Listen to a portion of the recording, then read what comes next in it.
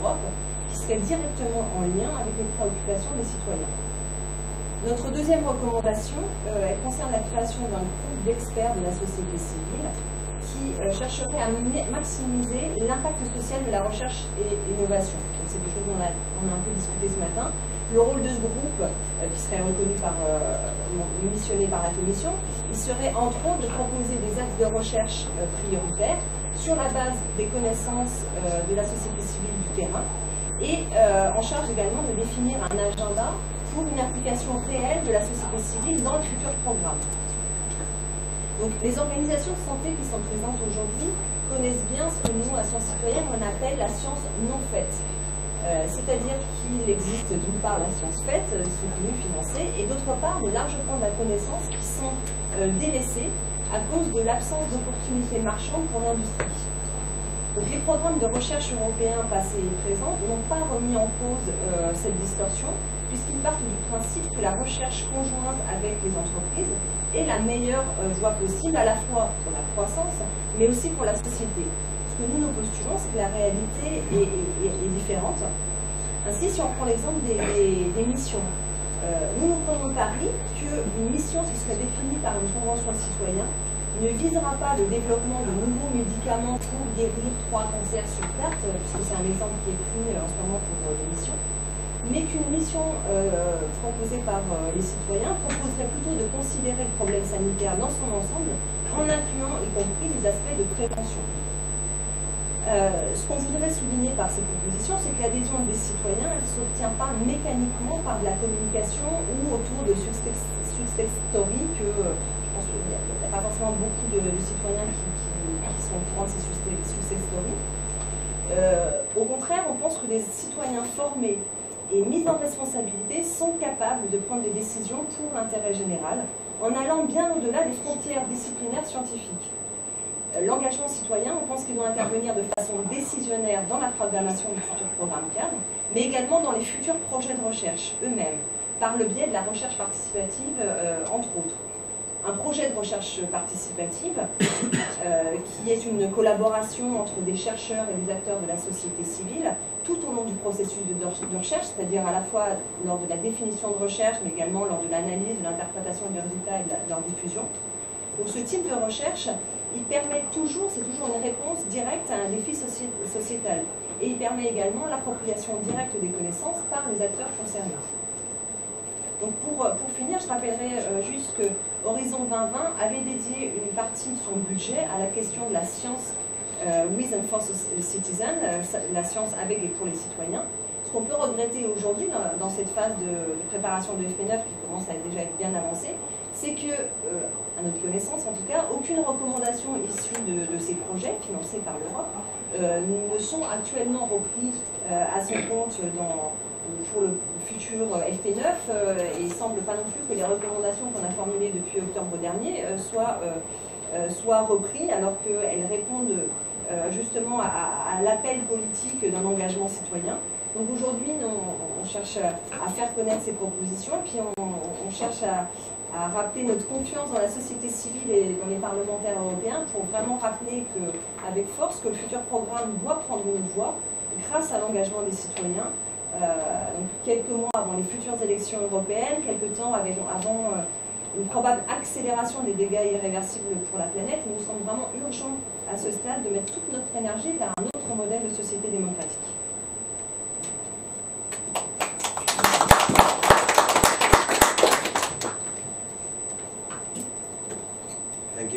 Thank you for respecting the amount of time. That's the first in this panel. So now I'm going to give the floor to our friends of the Commission. Okay, they want to react and they want to offer some remarks, and then I will open the floor for more questions. Okay, just briefly that of course we very much welcome the work of the NDI as well as the Medicines Patent Pool. The NDI is one of the beneficiaries in our program, so we absolutely support their work. To of course note that with regard to us imitating the work of the NDI, that we are a very different kind of program, which I think is also one of the reasons behind that it is much more difficult for us to attach conditionalities to our funding, because DNDi funds is really a product development partnership that develops a medicine from, not from start, but from a certain starting point to finish. Whereas our funding, the way it currently is much more limited on a specific part of the innovation chain. So that makes it incredibly difficult, I would say impossible, to quantify what is the part that public funding has played in the development of this medicine eventually. In my opinion, will always be relatively minor. But it is very difficult to quantify. But we will very much, these are very interesting models that we follow with great interest and that we also support financially. I think the intervention that I would like to maybe most comment about is the last one on the involvement of citizens, with a few comments. So the first one, the fact that civil society only gets 1.4% of the framework program budget, that is something terrible, or shows how we neglect civil society, is a little bit not recognizing the character of these civil society organizations and of our framework program, because of course the framework program funds the production of research. That is not something that most civil society organizations specialize in. We very much encourage in our area, of course, the integration of patient groups. We even go further and say that patient groups should definitely not be used as a decoration or only for dissemination. In our guidelines for clinical trials, we emphasize that patient priorities need to be taken into account from the beginning of the design of the research. So we take that very seriously, but I think obviously, for obvious reasons, civil societies are not on par with research institutions or companies that carry out research, because it's about carrying out research. One reminder, if people regret that money from the framework program goes to private companies, and I think it has also been said, we have to remind them that the basis in the treaty, and this is not, somebody said that it's rare that the Commission is so frank in saying that, that is simply the treaty that we have, that competitiveness is the reason why we have a framework program. I think all of you recognize and know that we go much further, that we, in the meantime, we very much do take into account societal challenges, but the reason in the fundamental treaty is the competitiveness of the European industry. So this is something that we cannot deny or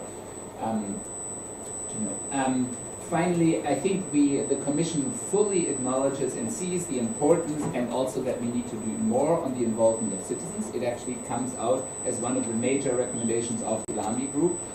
Co-design and co-creation through citizen involvement is one of the recommendations.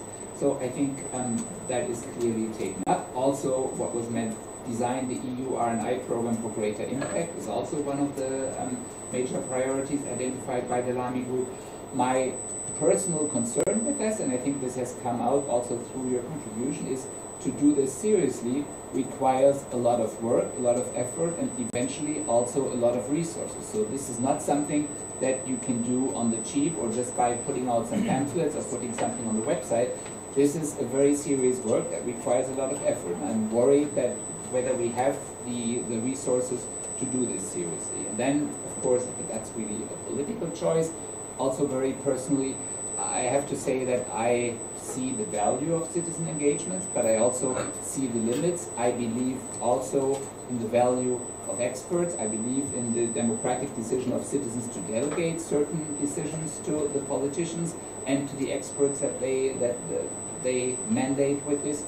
So I think there's also limits to this form of, to the value of this form of citizen engagement, but that's my personal opinion, and of course I recognize that it's finally a political choice, but we are fully aware of the importance, and we will, at least we have the recommendations, and I think we will act on them to really involve citizens in the co-creation of the framework program. But I don't think it's going to be easy. Thank you, Cornelius. Seems Tim has a reaction, and then we open questions. Yes, my reaction. First of all, thank you for the funding that we do receive. I'm gracious. The last slide was left out. Your names are on there. Second, I agree that the Commission does not play the same role as a PDP, but funders do have a role, including a very strong signaling role. And in the area of neglected diseases, for example, public funding plays the predominant role. The vast majority of the money comes from the United States National Institutes of Health.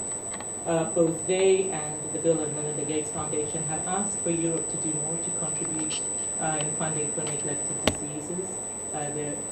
All of us could profit from more funding in that area, but because public funding plays such a crucial role, it is not just about setting conditionalities that R&D practitioners or implementers would need to do, but setting those that fall within your remit, and to give, for example, incentive for researchers in the European space to take interest in adopting open approaches, to take interest in collaboration in the pre-competitive period of research. That is well within your... We do that. Yes, but such things can be increased. Also, just to add that what is difficult, what is impossible is said to be impossible until it is done. So let's not let that put us off. Let's try and find the ways that we can find, even if it's just a tiny way, open that way to see where there are places that more can be done, which all of us want in the public interest and family. Thank you, Spring. Now, any questions to the panelists? I see one hand, I see two hands. So we'll start with Chris. Thank you. I was listening to everyone. I'm not exactly sure where this question is addressed to, but there are enough people in the room who should know, particularly the Commission. I was thinking about Brexit, the multiple elephants in the room with Brexit and the effect on the citizens of the UK generally. And I have two things that I was concerned about. Will the UK, following March 2019 or after, lose access to all European research funding? And will they lose access to medicine? And does anyone know? But this is an issue that so enraged me because it never came up in the referendum, which I believe was a complete disaster. I think Brexit is, not least to Ireland, who are now also anxious about access to medicines through the chain that they go through. But people, the charities and research foundations were told to stay neutral, which I feel was an awful mistake. In a political environment like that, they could have influenced something. But what is the time? Is it the case that all funding will be lost? And what is the timeline? And does who is anyone thinking about this subject? Because we should be. Short answer. Very short answer. It depends on the outcome of the negotiations between the United Kingdom and Europe. So this is clearly something that is at stake. There are multiple ways to be associated with the Framework Program. There is funding for third countries. But this is all dependent on the outcome of the negotiations. Oui. Moi, j'aurais... mais il faudra peut-être pousser quand même l'Angleterre à financer la recherche publique. Hein, parce que souvent, ils dépendent énormément de fonds européens. Moi, j'avais une question à vous poser au sujet d'Erika Duenas, là, du Medicine Patent Pool. Quand vous dites, parce que je trouve que c'est très intéressant ce que vous avez indiqué, mais je voudrais avoir quelque chose de précis. Sur l'hépatite C, par exemple,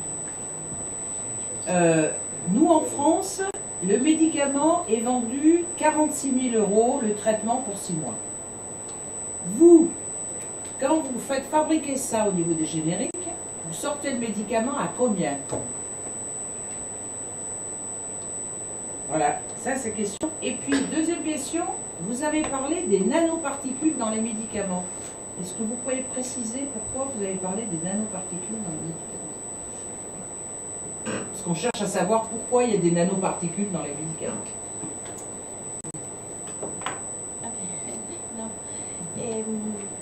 Okay, thank you very much for your question. Regarding hepatitis C, it is important to know that the Medicines Patent Pool has already 2 licenses on hepatitis C. But we started, it's also important to mention that we started to work on hepatitis C in 2015. And we because we needed the mandate from UNITAID to work in this area, and we arrived when the license when the Sofosbuvir bilateral license between the company and the generics was already there. So we don't deal with the Sofosbuvir because of that reason. We arrived late to work on that area. We do have licenses on the Daclatamvir and other drugs, but it is also important to clarify that the Medicines Patent Pool don't deal with prices. We only deal with the licensing, the voluntary licensing mechanism. We facilitate the licenses, and the way we try to reduce the prices is promoting competition. So if you have more generic producers that are going to produce the drug, the price is going to get down. So this is the only way we can intervene in terms of prices. So we don't do that. Another, since you mentioned the example of France, it is also important to clarify again that the Medicines Patent Pool has a mandate to facilitate access to this mechanism for developing countries, for low and middle income countries, not high income countries. And the other question on nanotechnology, sorry, because maybe I was not very clear. Sorry, but answer to my question. How much you sell Sofosbuvir in Maroc or in Africa or in Asia? How much? We don't sell the Sofosbuvir because we don't have the license first, and we are not in charge of selling the drug. We just facilitate the licensing process, and then the generics sell. The generics that have our licenses can sell at cheaper prices in different countries. How much? But not for Sofosbuvir. Maybe I can have. Yeah, thanks. So DNDi is also working on hepatitis B, and we're trying to get prices in low and income countries for some combinations down to about 300 euros. But that's not necessarily clear that that can be done. Now, the government of Malaysia has used its rights under the TRIPS flexibilities to issue compulsory licenses so that they can get those medicines for much lower prices than are currently available on the market. Those flexibilities are taken up or not by countries according to the political will within their jurisdiction.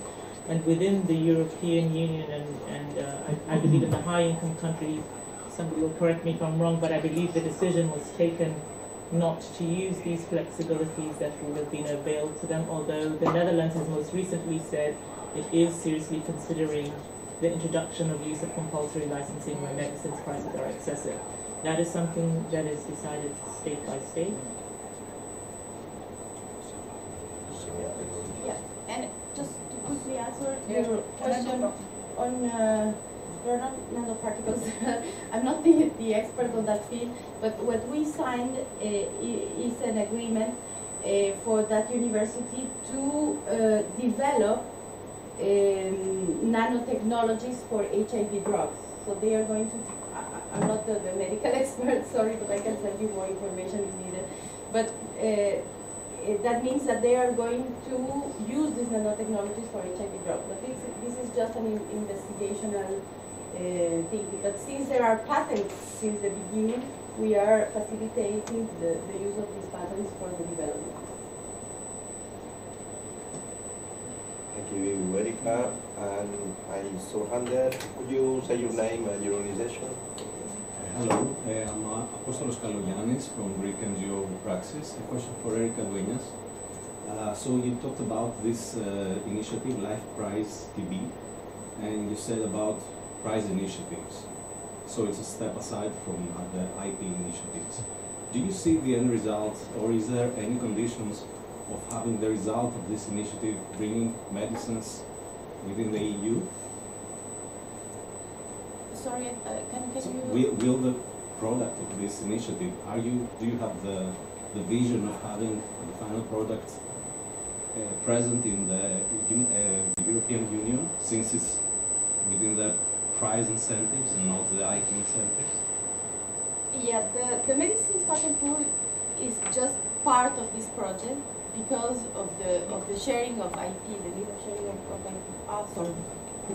Because of the sharing of IP. But what it is important with this new mechanism, this prize fund, is that they are going to develop the new drug, of course, for the benefit of all, not all the patients, the TB patients, I think, around the world. That's not a specific thing for developing countries. So maybe this is the first step outside the law in middle income countries for you as well.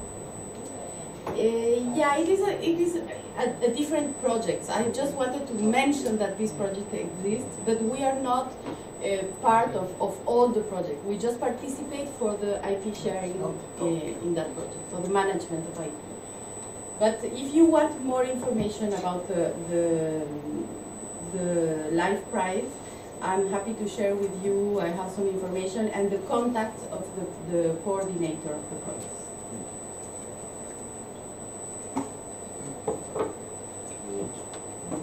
David. Okay, David. Yes, the Lisbon Treaty was mentioned about competitiveness is the reason for research, but also in Article 36 it says exceptions can be made to the internal market rules on imports and exports for public health reasons.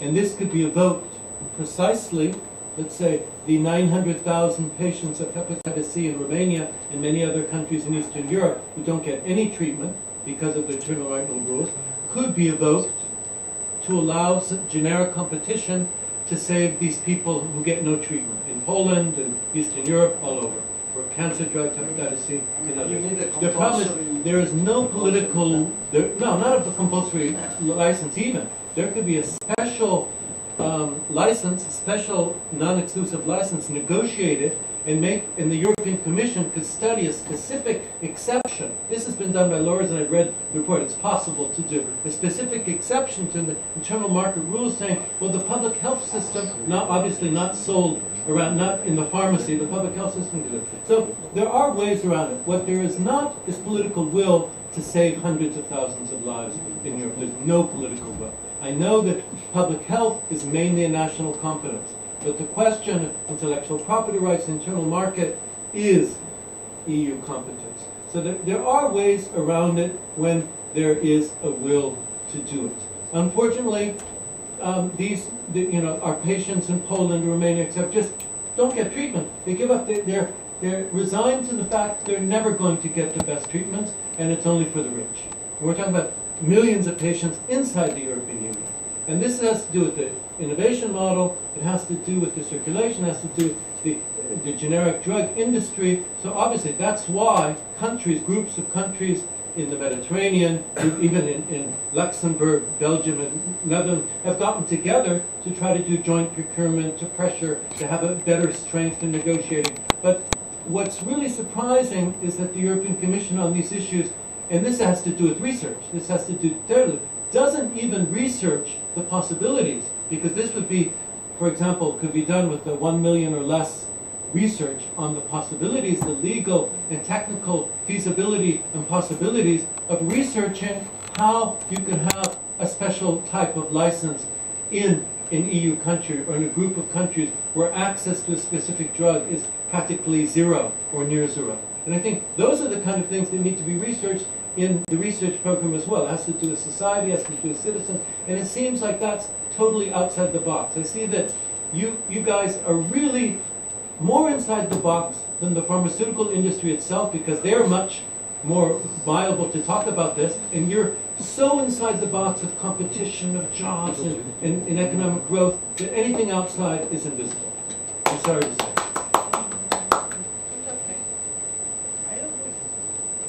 Okay, I'm guessing that was not a question. Okay. Please name and organization. Yes, George Papanikolaou. I'm an academic and I also worked in the past for the pharmaceutical industry, so I have the insights of both sides. I just want to add something. They told these guys they don't even serve the purpose. Because if you heard of your presentation of the TNDI, you saw that there were huge savings in the development procedure, okay, of the drugs. So this is a more competitive model, even a more competitive. So even what they say, they don't serve it. Okay, so it's a more competitive way, and we have many paradigms why these open collaborative models are more competitive in many areas. And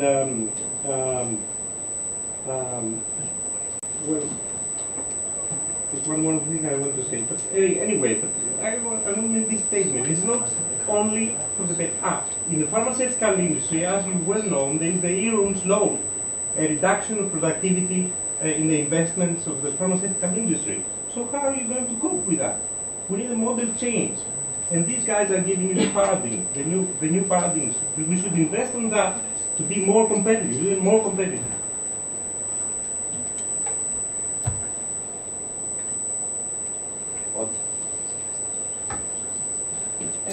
I would like to give some comments about what you said about my intervention. Regarding the general map concerning the treaty and the main goal of competitiveness, okay, we'll need more time to discuss that, but then I think we should be clear to European citizens how we want to finance competitiveness, how we want to finance research, but I think that for European citizens, it is not the same. Research for the common people in the street, research is research dedicated to university. That is quite independent research, and it's not really what is supported by the Commission. But that we need more discussion. Just for the specific point regarding concerning, for example, the 1.4% of fund that goes to civil society, you said, but civil society does not perform research, contrary to the 60% of fund that is dedicated to industry. I will not agree with that, because if I take one example, for example, a French association that is called CRIRAD, created by Michel Helazi, that is civil society expertise. That is doing research, real research. The question is, who do you organize as doing real research and as creating some new knowledge, and what kind of knowledge do you organize? So I think that we should think about that, and I could assure you that there is a lot of associations in France, what I know more, but in all Europe, that will be very glad to be supported in our production of knowledge. That is another type of knowledge, maybe, but that is some very useful knowledge for our society. And you said also that okay, citizen engagement involvement is important, but it has its own limits. I agree with you. I don't want to say that only citizens will make research and so on. What we call for is what we call participatory research, that is co-built research with academic team and with civil society experts. I mean that both parts are giving their own knowledge, their own type of knowledge, and that is their collaboration that builds something new, a new question of research and new way to perform research. That is what is very interesting. It's not to replace researchers, but to make them. We make a joke with John. We don't want from lab to society, but from society to lab, working together.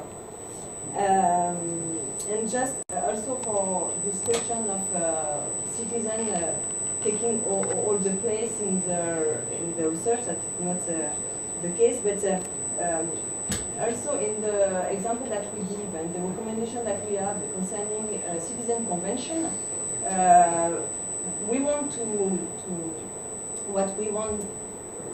we recognize representative democracy.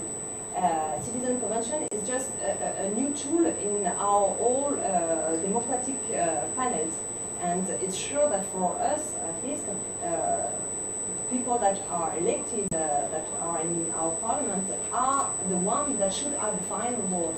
But then the initial formulation of the mission, would it be formulated by industrial lobbying? Would it be formulated by commission? Would it be formulated by citizen convention? According to that, it will be very, very different. Just to finish my comment, and also regarding the 1% of the civil society that is yet supported by you. It is a question of political will, as we mentioned before. For example, during the last framework of programs, there has been a will of the Commission to encourage small and medium enterprise to become a stakeholder of the framework. And there have been a lot of tools and a lot of possibility given to SME to join Horizon 2020 to be part of the stakeholder. What we want is to have a real will of for the next program to focus the effort to all our stakeholders that should be in civil society. Thank you all. And wait, maybe you want to respond to these ones? Okay. I want just to say that the clinical trials are a typical example where it's essential to have the participation of the patient.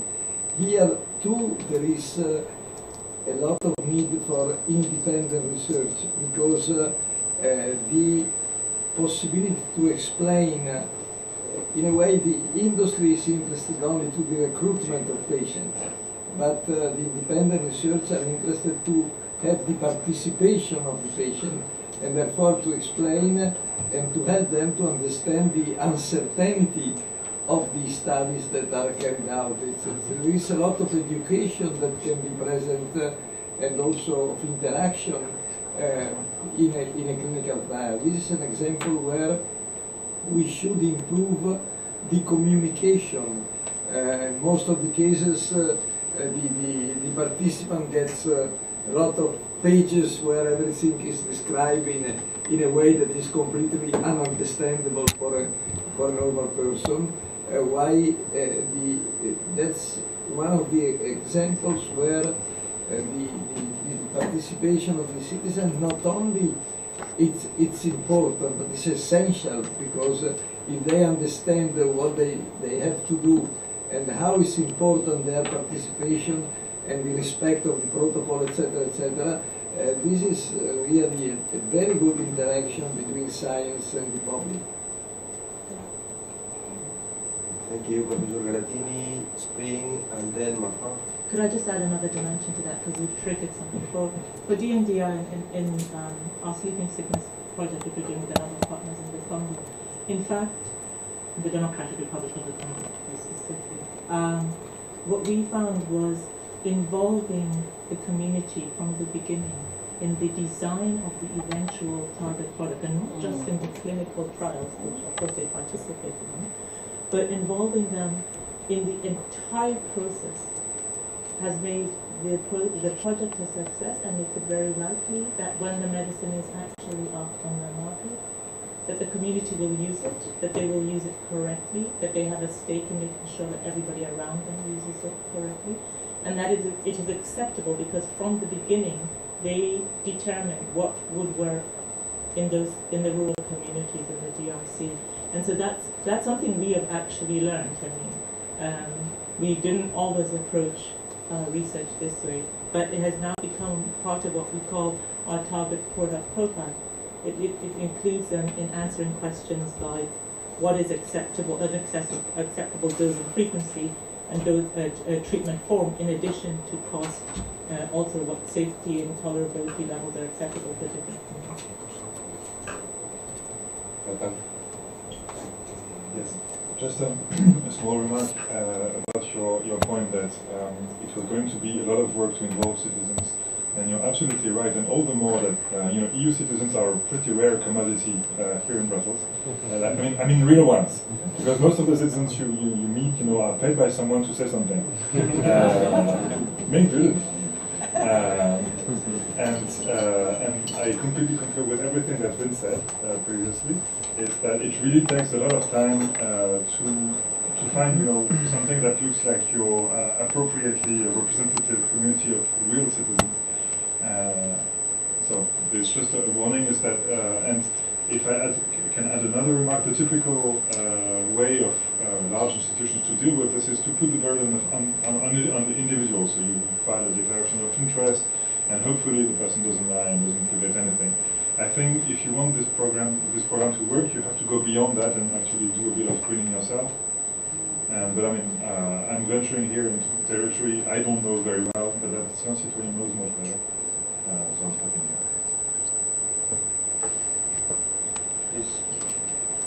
here.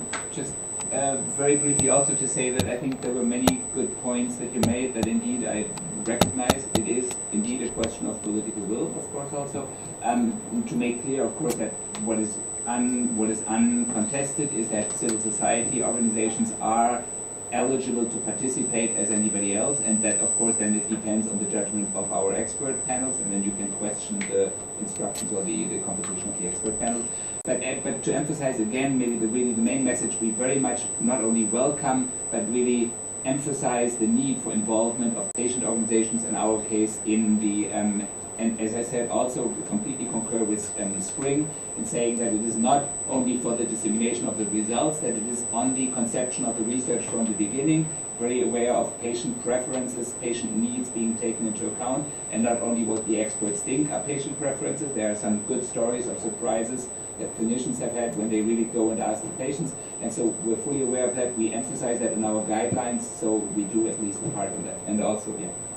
And I don't think I'm in any way qualified to pronounce myself on Article 36, so that really I do not know. I'm reading that it is about the quantitative restriction of imports and exports between member states, and that Article 36 allows exception from the prohibition of these restrictions. But I would argue, but the argument I would like to make is that that is really not the main responsibility of research or of DGRTD to deal with that, and the procurement of generics or compulsory licenses. That is not.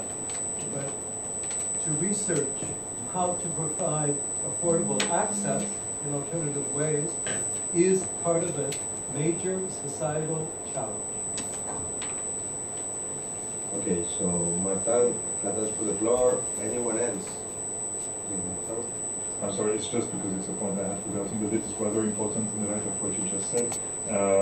About 5-6 years ago at CEO, we did an investigation on patient groups precisely, and we were quite sobered to find that actually most were funded and steered to a large extent by the pharmaceutical industry, and so that's another attention point.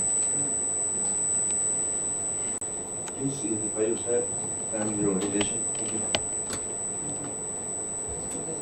Hi, I'm Lisa with DSW, and I have a very quick question, maybe to Cornelius Schmalz. You mentioned that the Info Day on Horizon 2020 in December, that the Commission is planning a new communication on infectious diseases. I was wondering if there are any news on that, and if this communication will also address open science concerns that were discussed today. Yes, we do. I do not know offhand the launch date. Offhand, do you know that? It is still in the drafting stage, and whether it addresses open science, I honestly do not know.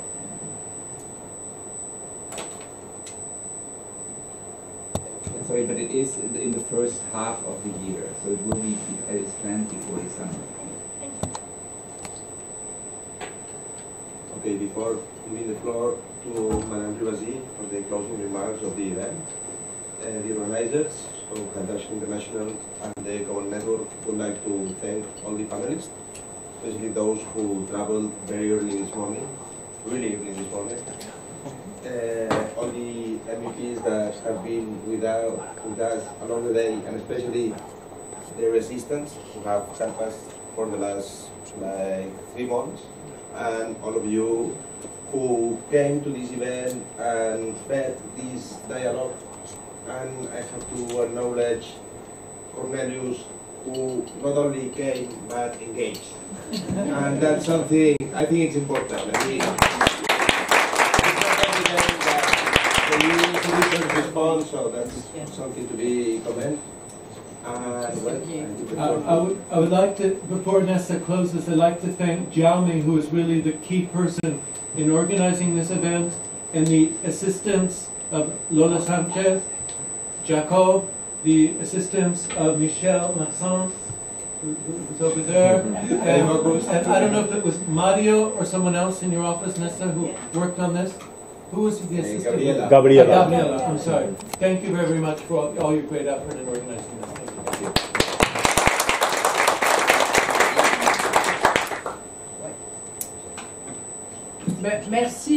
Merci d'avoir organisé cette table ronde. Merci aux associations et puis à tous les gens présents parce que je trouve que ça a été un débat ouvert. Moi, ce que je retiens de ce débat, c'est que, il faut partir sur qui définit les priorités.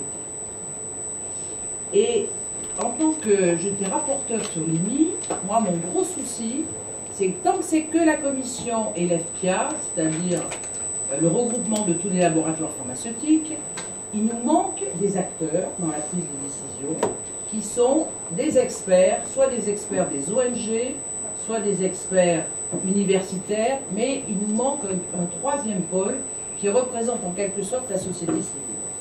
Et là, ce n'est pas un procès que je vous fais au niveau de la Commission, mais il faut quand même, et on avait insisté sur cette grande ouverture, et que ce soit la Commission et bien sûr les laboratoires, ils ne voulaient pas ouvrir la prise de décision et la prise des priorités.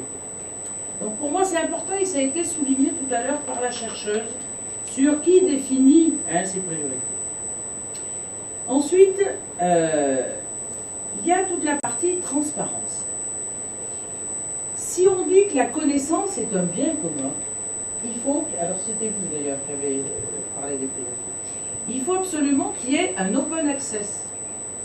Un open access sur les données, un open access sur les études cliniques, un open access sur les publications.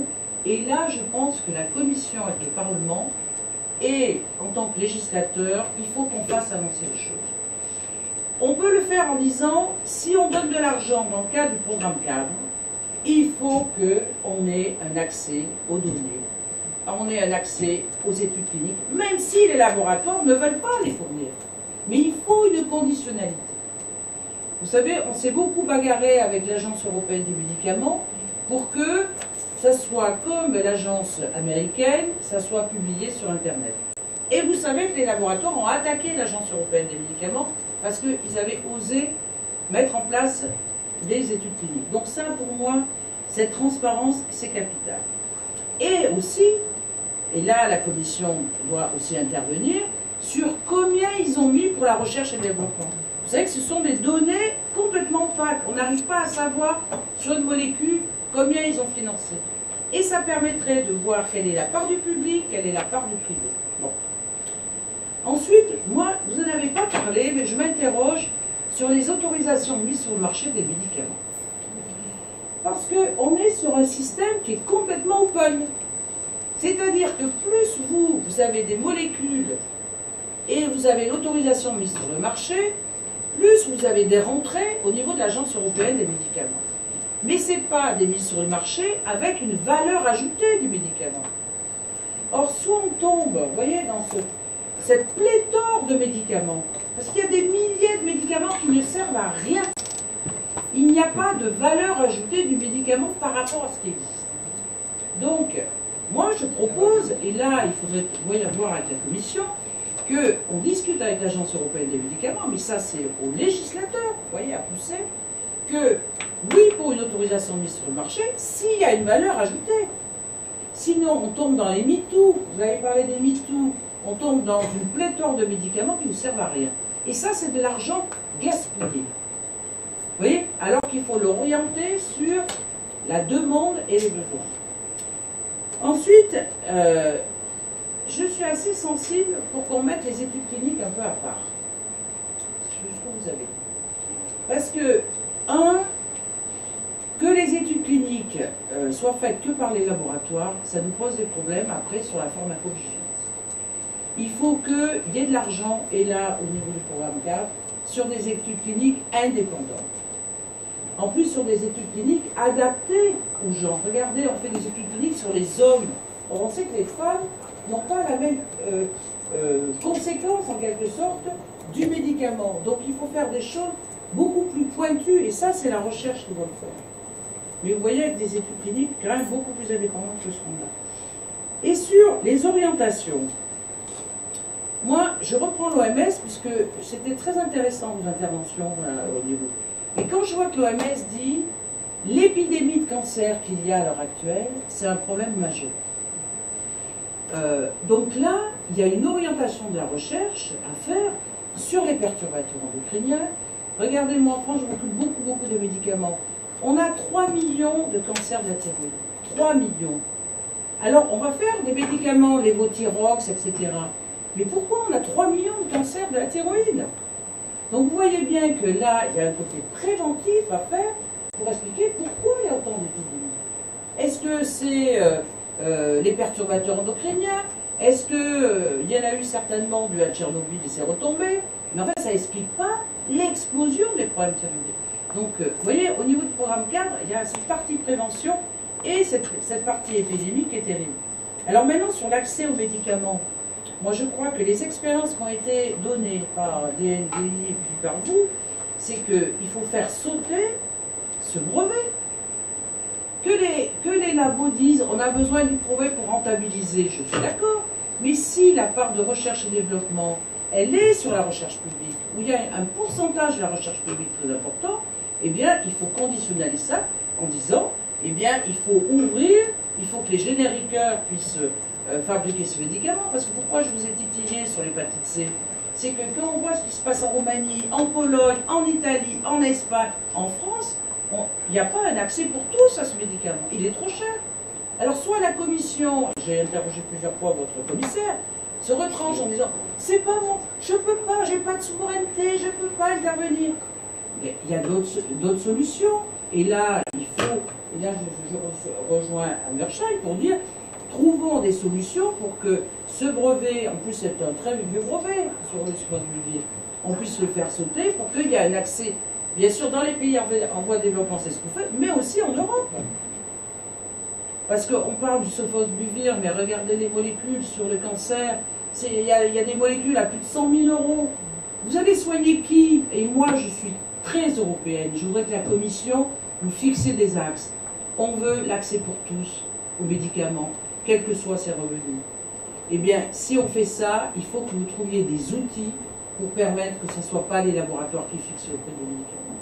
Et puis, il faut insister sur la pharmacovigilance. La pharmacovigilance, c'est vraiment un secteur qui est complètement abandonné. Et alors, on met maintenant l'obligation vaccinale. Vous êtes tous avec les vaccins, comme si les vaccins allaient tout résoudre. Mais regardons un peu aussi les effets secondaires. Vous me parlez des nanoparticules, je suis biologiste, moi. Les nanoparticules, on sait qu'il y a des problèmes. Et vous êtes en train de dire, vite les labos, faites des vaccins, des médicaments à base de nanoparticules. Donc moi, j'attends les études pour savoir si vraiment il faut développer ça. Donc voilà, moi, et je terminerai par rapport à l'implication de la société civile, c'est que les demandes, les besoins, vous voyez, ça, soit la société civile, alors j'ai mis aussi bien les ONG, alors parce que le citoyen tout seul, je ne sais pas, mais il y a le patient, hein, et que c'est très important d'associer les gens. Moi, je suis vraiment pour que la Commission vous donne un sens. On est citoyen européen, on aime l'Europe, mais on veut une Europe pour les gens. Voilà. Merci. Et merci à vous.